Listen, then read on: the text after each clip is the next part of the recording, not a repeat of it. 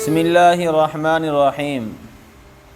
عید الاضحیٰ قریب ہے اور لوگ قربانی کے لیے جانور خرید رہے ہیں۔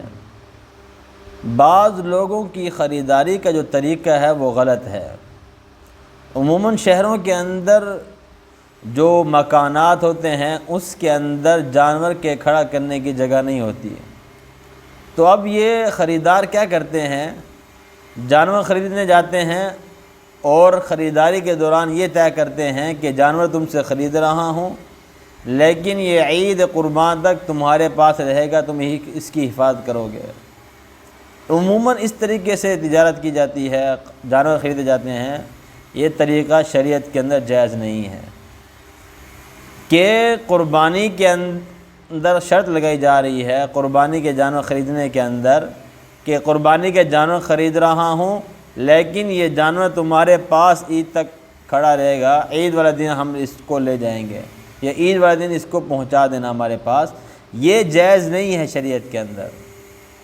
اس کے جواز کی صورت کیا ہے؟ جو صورت جائز ہے وہ یہ ہے، خریدار بن کر جائیں اور جس سے قربانی کا جانور خریدنا ہے اس سے قربانی کا جانور خریدیں، کھڑا کرنے کی کوئی بات نہ کریں کہ تمہارے پاس کھڑا رہے گا۔ جو ریٹ طے ہو جائے، 40-50 ہزار پہ جو ریٹ طے ہو گیا ہے، اس ریٹ پہ جانور خرید لیں، اس کو پیسے دے دیں اور جانور اپنے پاس اپنے ہاتھ میں لے لیں، اس کی رسی اپنے ہاتھ میں لے لیں۔ اب آپ اس جانور کے مالک بن گئے ہو، اب آپ جو چاہے جانور کے ساتھ کرو۔ اب آپ اس آدمی سے کہیں گے جس نے آپ کو جانور فروخت کیا ہے کہ بھائی جان یہ جانور آپ اپنے پاس عید قربان تک رکھیں، ہمارے گھر کے اندر جگہ نہیں ہے، آپ اس کو اپنے پاس رکھیں اور اس کو چارہ وغیرہ کھلائیں۔ اب وہ آدمی اپنے پاس رکھ سکتا ہے اور چارہ وغیرہ کے پیسے بھی آپ سے لے سکتا ہے۔ اب یہ طریقہ جو ہے وہ ٹھیک ہے، پہلے ایک خرید و فروخت ہو گئی اس کی جانور کی، اس کے بعد اسے معاملات طے کیے جا رہے ہیں۔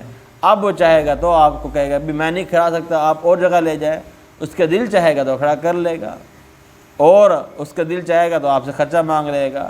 اب اس صورت کے اندر اگر وہ جانور ہلاک ہو گیا ہے جس کے بعد آپ نے کھڑا کیا تھا، اس نے اپنی طرف سے پوری حفاظت کی، وہ ہلاک ہو گیا ہے، تو یہ جانور جس نے خریدا ہے اس کی طرف سے ہلاک ہوگا، کیونکہ اس نے جب اس جانور کو اس فروخت کرنے والے کے ہاتھ آپ نے کھڑا کیا کہ اس کو عید قربان تک اپنے پاس روکے رکھو، تو یہ جانور ایک قسم کی امانت ہو گیا اس کے پاس۔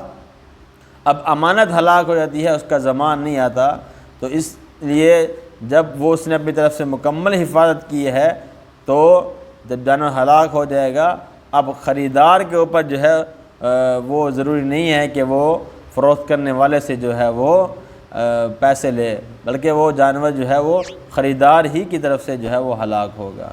اس لیے خرید و فروخت کے اندر جو ہے وہ احتیاط والا معاملہ بڑھتے ہیں۔ السلام علیکم ورحمۃ اللہ۔